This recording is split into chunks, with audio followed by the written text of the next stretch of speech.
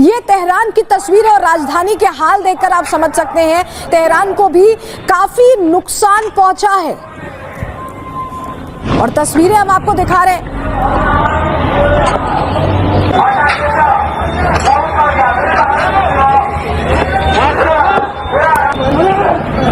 और अगली तस्वीर आपको दिखाते हैं, क्योंकि ये समझिए कि ये कम्युनिकेशन सैटेलाइट तबाह हो गई है। आईडीएफ के सबसे बड़े कम्युनिकेशन सैटेलाइट को तबाह किया गया है ईरान की तरफ से। यानी ईरान का रिटेलिएशन भी उतना ही बड़ा है, जितना नुकसान वो झेल रहे हैं उतना ही वो रिटेलिएट भी कर रहे हैं। कम्युनिकेशन सैटेलाइट को, आईडीएफ के सबसे बड़े कम्युनिकेशन सैटेलाइट को यहां नुकसान पहुंचा दिया गया है। उसकी भी हम तस्वीर आपको दिखा रहे हैं। और अगली तस्वीर जो हम आपके सामने रख रहे हैं, तेहरान में जब इस तरह से अटैक्स हो रहे हैं तो जो बड़ी बड़ी बिल्डिंग्स हैं जब उन्हें निशाना बनाया जा रहा है, जहां पर लोग रहते हैं, तो रेस्क्यू कैसे चलाया जा रहा है। आप ये देखिए, इमरजेंसी सर्विसेज मौके पर पहुंची हुई हैं और लगातार जो लोग फंसे हैं, क्योंकि रेजिडेंशियल एरिया, ये देखिए आप, हाई राइज बिल्डिंग है, रेजिडेंशियल एरिया है, वहां से लोगों को निकाला जा रहा है। रेस्क्यू टीम मौके पर, इमरजेंसी सर्विसेज पहुंची हुई है।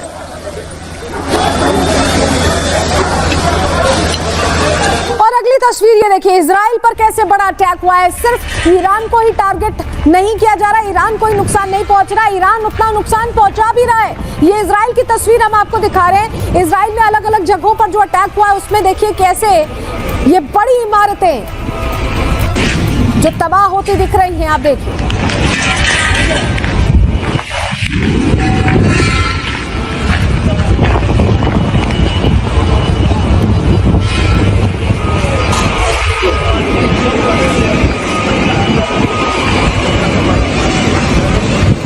तस्वीर जो हम आपको दिखा रहे हैं, ये देखिए, ये ईरानी शिप है जिससे ये पूरा धुआं आप उठता देख रहे हैं। ईरानी शिप को अमेरिका और ईरान ने टारगेट किया है।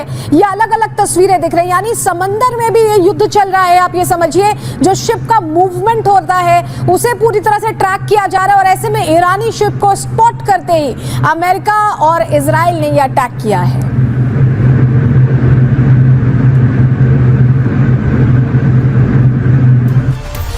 इस युद्ध के बीच ईरान की आईआरजीसी के प्रवक्ता का कहना है कि अगर $200 तक का तेल खरीदना चाहते हो तो ही युद्ध जारी रखो। यानी धमकी दे रहे हैं कि तेल के दाम आसमान छू जाएंगे। सुनिए जरा उन्हें। از دولت‌های کشورهای اسلامی انتظار می‌رود هرچه سریعتر آمریکای جنایتکار و رژیم وحشی صهیونیستی را از چنین اقدامات بزدلانه ضد بشری برحذر دارند تا شعله‌های آتش و جنگ بیش از این گسترش نیابد. در غیر این صورت اقدامات مشابهی در منطقه صورت خواهد گرفت و اگر تحمل نفت بیش از بشکه‌ای $200 را دارید این بازی را ادامه دهید. और आपको बताएं कि ईरान की सेना को डोनाल्ड ट्रंप ने भी जवाब दिया और कहा है कि कोई भी तेल को लेकर हमें बंधक नहीं बना सकता है। जवाब क्या दिया है, सुन लीजिए। As we continue Operation Epic Fury, we're also focused on keeping energy and oil flowing to the world. And I will not allow a terrorist regime to hold the world hostage and attempt to stop the globe's oil supply. And if Iran does anything to do that, they'll get hit at a much, much harder level. I will take out those targets that were easy and that I mentioned just before. We'll take them out so quickly, they'll never be able to recover, ever. If they want to play that game, they better not play that game. In the long run, oil supplies will be dramatically more secure without the threat of Iranian ships, drones, missiles, nuclear menace. और इस बीच आपको बताएं कि America ने अपने intentions तो जाहिर कर ही दिए और साथ ही तस्वीरें भी अमेरिका की तरफ से जारी की जा रही है। जो तस्वीर हम आपको यहाँ पर अभी देख रहे हैं, ये तस्वीर दरअसल यूएसएस अब्राहम लिंकन की है, जिसे नुकसान पहुंचाने का दावा ईरान की तरफ से किया गया था। लेकिन अब यहाँ से ये जो फाइटर जेट्स उड़ान भर रहे हैं, इसके जरिए यही बताने की कोशिश है कि आप जो बता रहे हैं दुनिया को कि आपने यूएसएस अब्राहम लिंकन को नुकसान पहुंचा दिया है, ऐसा कुछ नहीं है। यूएसएस अब्राहम लिंकन जो कैरियर स्ट्राइक ग्रुप है वो पूरी तरह से एक्टिव है, समंदर में है, जंग लड़ रहा है। ये तस्वीरें जारी करके अमेरिका यही मैसेज देने की कोशिश कर रहा है। और क्योंकि तीसरा युद्धपोत भी आ चुका है मैदान में, यूएसएस फ्रैंकी पीटरसन जिसकी तस्वीर आप देख रहे हैं, उससे टॉम हॉक मिसाइल्स कैसी दागी जा रही हैं, ईरान पर कैसे उसके जरिए अटैक हो रहा है, ये भी बताने की कोशिश यहां पर की जा रही कि तीसरा करियर स्ट्राइक ग्रुप भी मैदान में आ चुका है। ये देखिए टॉम हॉक मिसाइल दागी जा रही है जिसकी तस्वीर जारी करके मैसेजिंग यहां बड़ी की जा रही है।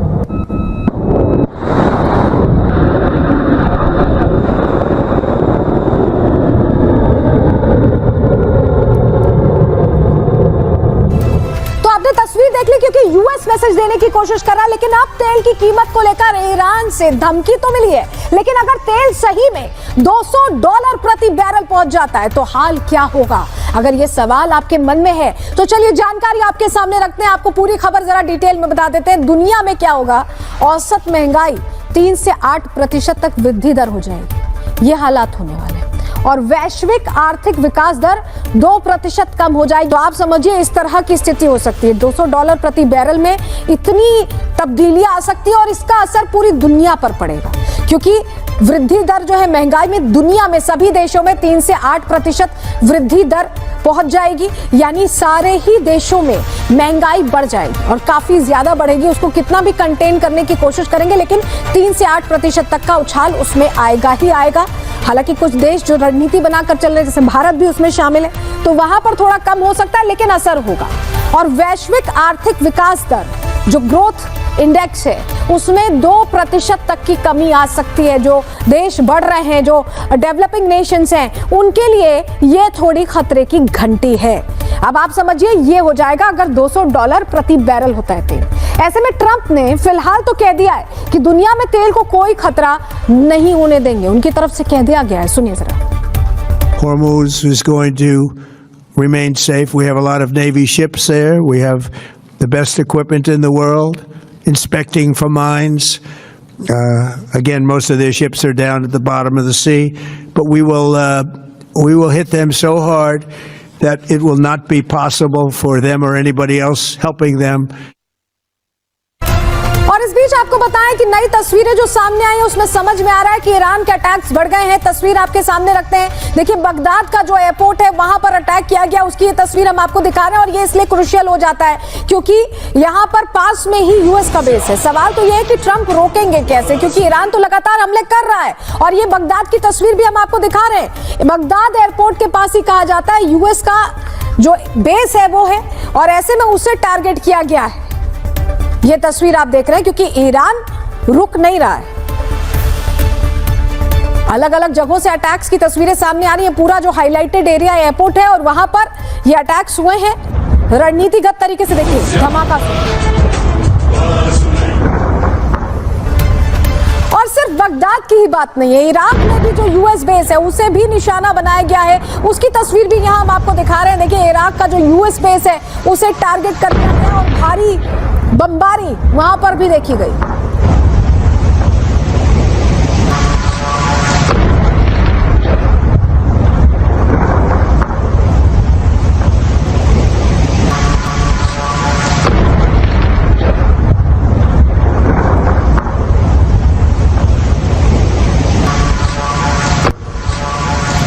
तस्वीर जो हम आपको दिखा रहे हैं, इस तस्वीर को देखिएगा। इजराइल का टैंक तबाह हो गया है। बताया जा रहा है मरकावा टैंक्स हैं ये, जो लेबनान के इलाके में इंटर कर चुके हैं और वहां पे हिजबुल्लाह हुती जो हैं, हिजबुल्लाह के जो ठिकाने हैं उनको न्यूट्रलाइज कर रहे थे। लेकिन ऐसे में हिजबुल्लाह ने जवाबी कार्रवाई किया है। खियाम में साउदर्न लेबनान है ये, और यहाँ पर मरकावा टैंक जो था इजराइल का, उसमें विस्फोट हुआ है, भयंकर विस्फोट हुआ है। उसकी तस्वीर हम आपको दिखा रहे हैं।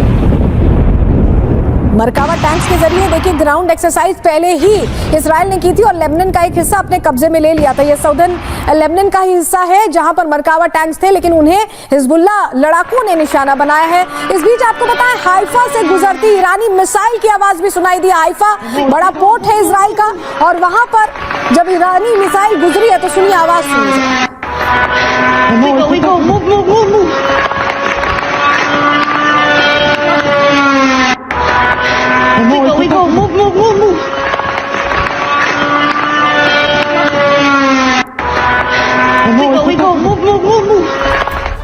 और इस बीच बड़ी जानकारी सामने आ रही है, बड़ी खबर आ रही है जो आपको बताएं कि जॉन बोल्टन ने ट्रंप पर निशाना साधा है। ये बड़ी खबर मिल रही है। जॉन बोल्टन ने ट्रंप पर निशाना साधते हुए बड़ी बात कह दी है। उन्होंने कहा है कि अगर हालात बिगड़े तो नेतन्याहू पर दोष डालेंगे ट्रंप की दुनिया में वो हारते नहीं हैं। ये बहुत बड़ी खबर हम आपको बता रहे हैं। जॉन बोल्टन जो वहां के हालातों पर पैनी नजर रखते हैं, उन्होंने कहा है कि अगर जैसा ट्रंप चाहते हैं वैसा नहीं होता है, नाकाम होते हैं, तो वो अपनी गलती नहीं बताएंगे, किसी और की गलती बता देंगे।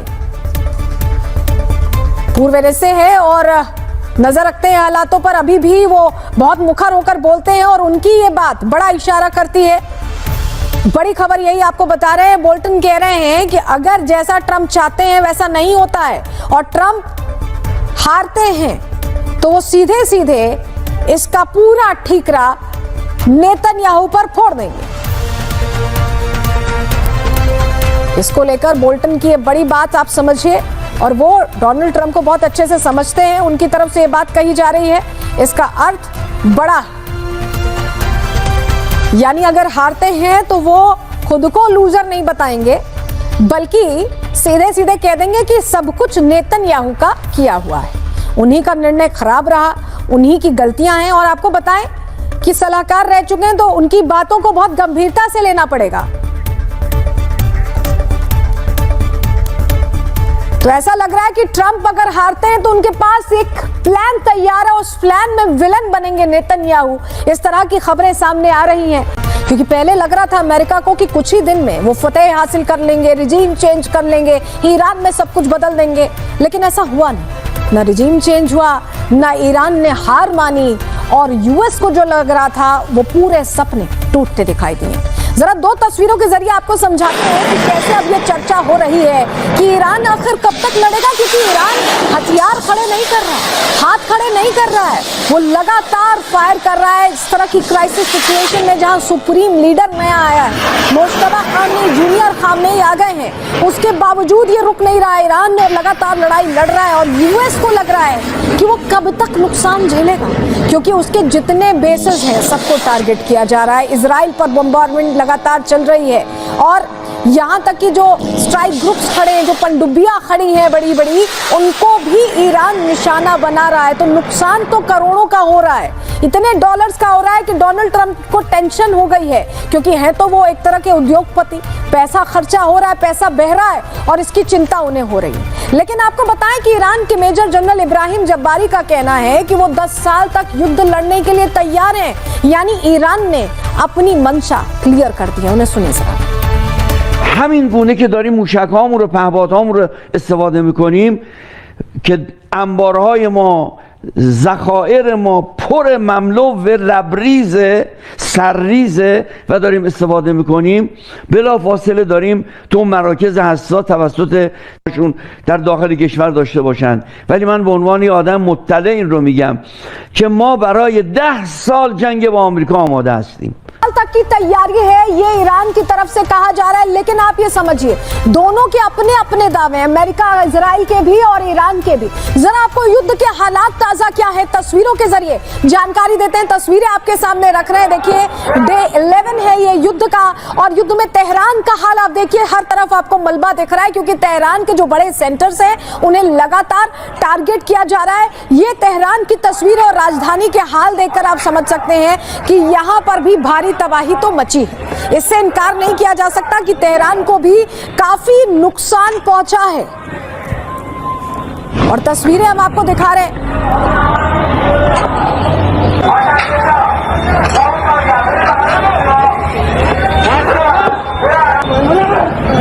और अगली तस्वीर आपको दिखाते हैं, क्योंकि ये समझिए कि ये कम्युनिकेशन सैटेलाइट तबाह हो गई है। आईडीएफ के सबसे बड़े कम्युनिकेशन सैटेलाइट को तबाह किया गया है ईरान की तरफ से, यानी ईरान का रिटेलिएशन भी उतना ही बड़ा है, जितना नुकसान वो झेल रहे हैं उतना ही वो रिटेलिएट भी कर रहे हैं। कम्युनिकेशन सैटेलाइट को, आईडीएफ के सबसे बड़े कम्युनिकेशन सैटेलाइट को यहाँ नुकसान पहुंचा दिया गया है, उसकी भी हम तस्वीर आपको दिखा रहे हैं। और अगली तस्वीर जो हम आपके सामने रख रहे हैं, तेहरान में जब इस तरह से अटैक्स हो रहे हैं तो जो बड़ी बड़ी बिल्डिंग्स हैं, जब उन्हें निशाना बनाया जा रहा है जहां पर लोग रहते हैं, तो रेस्क्यू कैसे चलाया जा रहा है। आप ये देखिए, इमरजेंसी सर्विसेज मौके पर पहुंची हुई हैं और लगातार जो लोग फंसे हैं, क्योंकि रेजिडेंशियल एरिया, ये देखिए आप, हाई राइज बिल्डिंग है, रेजिडेंशियल एरिया है, वहां से लोगों को निकाला जा रहा है। रेस्क्यू टीम मौके पर, इमरजेंसी सर्विसेज पहुंची हुई है।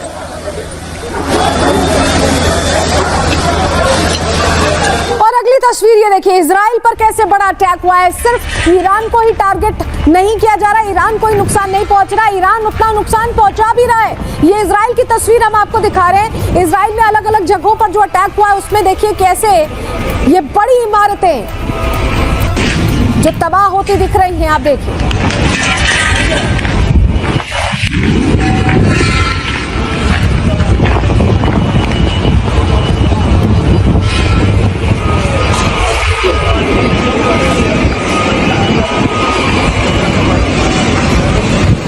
तस्वीर जो हम आपको दिखा रहे हैं, ये देखिए, ये ईरानी शिप है जिससे ये पूरा धुआं आप उठता देख रहे हैं। ईरानी शिप को अमेरिका और ईरान ने टारगेट किया है। ये अलग अलग तस्वीरें दिख रही हैं, यानी समंदर में भी ये युद्ध चल रहा है। आप ये समझिए, जो शिप का मूवमेंट होता है उसे पूरी तरह से ट्रैक किया जा रहा है और ऐसे में ईरानी शिप को स्पॉट करते ही अमेरिका और इजराइल ने यह अटैक किया है।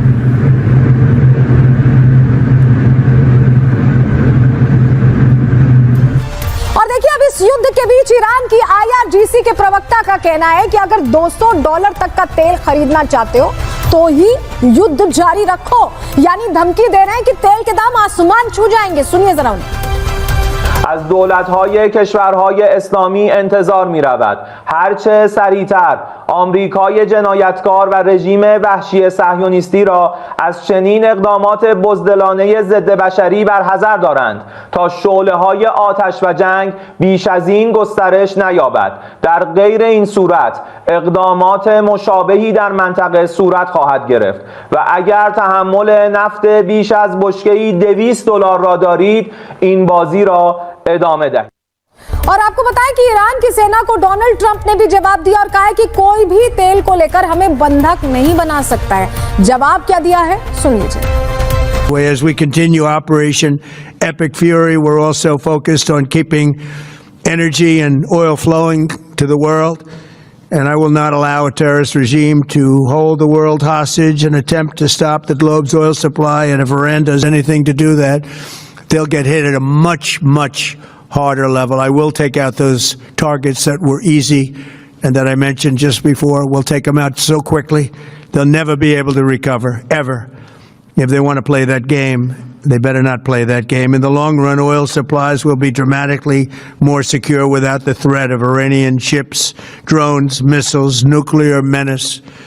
और इस बीच आपको बताएं कि अमेरिका ने अपने इंटेंशंस तो जाहिर कर ही दी और साथ ही तस्वीरें भी अमेरिका की तरफ से जारी की जा रही हैं। जो तस्वीर हम आपको यहाँ पर अभी देख रहे हैं, ये तस्वीर दरअसल USS अब्राहम लिंकन की है, जिसे नुकसान पहुंचाने का दावा ईरान की तरफ से किया गया था। लेकिन अब यहाँ से ये जो फाइटर जेट्स उड़ान भर रहे हैं, इसके जरिए यही बताने की कोशिश है कि आप जो बता रहे हैं दुनिया को कि आपने USS अब्राहम लिंकन को नुकसान पहुंचा दिया है, ऐसा कुछ नहीं है।